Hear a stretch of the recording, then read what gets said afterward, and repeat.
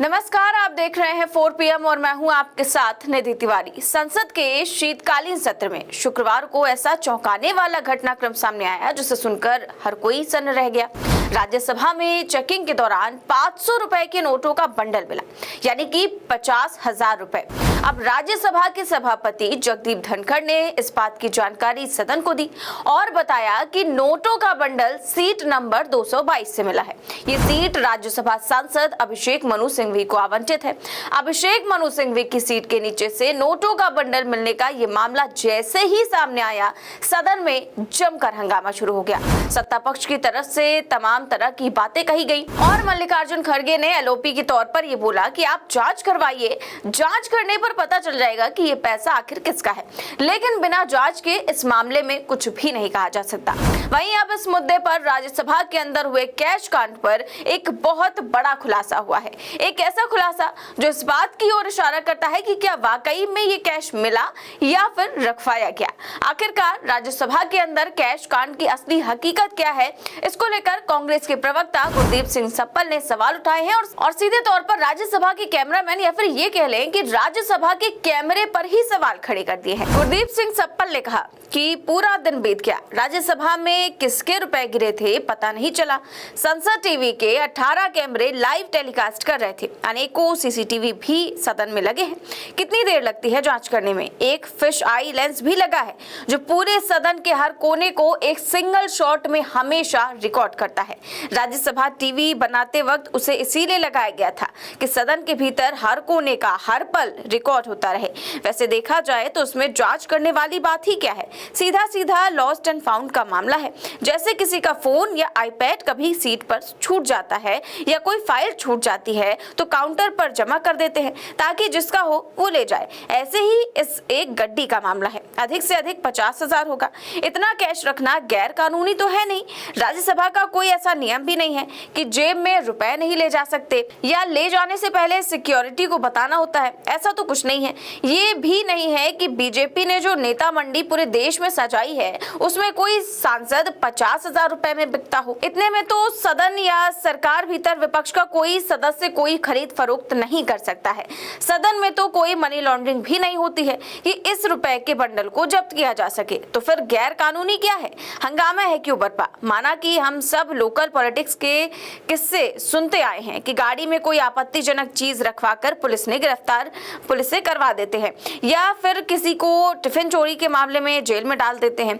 होता है, लेकिन ये टोटके संसद तक पहुंच जाए ये तो कतई ठीक नहीं है। तो गुरदीप सिंह सप्पल एक तरह से कटाक्ष कर रहे हैं कि ये तो टोटके हैं और आपके पास तो इतने कैमरामैन हैं, राज्यसभा के अंदर इतने कैमरा हैं, संसद टीवी के टेलीकास्ट के लिए इतने सारे कैमरे लगाए गए हैं। एक तो जो फिश आई वाला कैमरा भी है जो संसद के चारों ओर रिकॉर्ड करता है, हर कोने का फुटेज जो है उसमें होता है।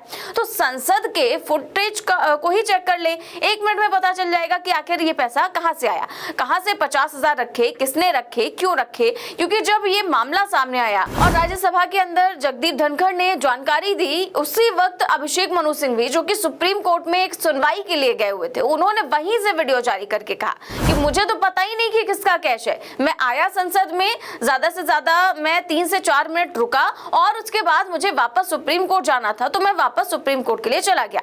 मेरी जेब में केवल 500 रुपए थे और मैं कैश रखता ही नहीं। और आप सोचिए कि अभिषेक मनु सिंघवी इस देश के सबसे महंगे वकीलों में से एक है। लाखों रुपए फीस लगती है उनकी। बड़े बड़े मामलों में अभिषेक मनु सिंघवी सुप्रीम कोर्ट में सुनवाई के लिए खड़े होते हैं। तमाम राजनेता, बड़े से बड़े राजनेता उनको अपने लिए हायर करते हैं। और एक और बड़ी बात कि वो सांसद जो हाईएस्ट टैक्स पेयर है उनमें से भी एक अभिषेक मनु सिंघवी का नाम है। और जैसा कि गुरदीप सिंह सप्पल ने कहा कि 50,000 तो आप भी रख सकते हैं, हम भी रख सकते हैं और कोई वो 50 करोड़ तो है नहीं। और जो बात यहाँ पर कटाक्ष के तौर पर सप्पल ने कही है वो भी बात ठीक है कि 50,000 में कौन सा सांसद बिकना है, कौन सा कोई खरीद लेगा।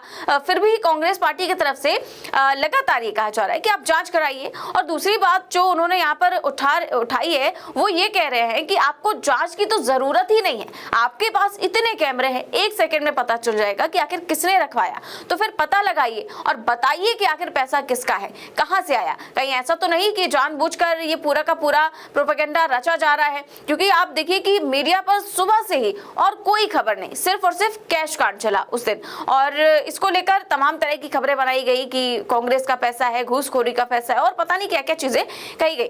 वहीं श्रीनिवास बीवी ने भी इस पर गंभीर सवाल उठाए हैं और उन्होंने भी सवाल उठाते हुए यही सारी चीजें पूछी हैं और उन्होंने कहा कि जिन अभिषेक मनु सिंघवी ने पिछले 10 सालों में 714 करोड़ रुपए सिर्फ इनकम टैक्स में भरे हों, भाजपाई कह रहे हैं कि वो 50,000 रुपए की गड्डी लेकर संसद में गए थे। मतलब कुछ भी। अडानी महाघोटाले पर बहस से ध्यान भटकाने के लिए बस चिल्लर ही मिली।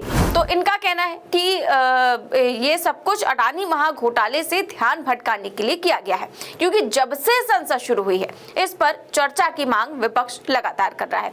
हर दिन अडानी को लेकर संसद में संग्राम होता है, सदन के अंदर भी और सदन के बाहर भी लगातार इसको लेकर प्रदर्शन होता है। और देखते हैं आपकी कैसे ये जो विपक्ष के सांसद हैं कभी टी शर्ट पहनकर पहुंच जाते हैं, तो कभी वो जो है नारे लगाने लगते हैं, कभी तख्तियां लेकर पहुंच जाते हैं। तो ये सारा हंगामा जो है वो चल रहा है जब से संसद का सत्र शुरू हुआ है तभी से। और जिसको लेकर बीजेपी प्रवक्ता संबित पात्रा ने तो राहुल गांधी को गद्दार तक बता दिया था। उन्होंने कहा था कि राहुल गांधी भारत को अस्थिर करने की सारी कोशिश कर रहे हैं। अपनी इस मंशा पर काम करते करते वो अंतर्राष्ट्रीय ताकतों के साथ दूसरी खोजी मीडिया की ताकतों का भी सपोर्ट करते हैं। ऐसा करने के कारण अब वो देशद्रोही हैं और इसमें उन्होंने अमेरिका पर भी कई सारे आरोप लगाए। और अब संबित पात्रा के ऐसे आरोपों पर अमेरिका ने भी प्रतिक्रिया दी है और अमेरिका की तरफ से जारी किए गए बयान में संबित पात्रा के बयान को बेहद निराशाजनक बताया गया है और साफ तौर पर लताड़ लगाई गई है।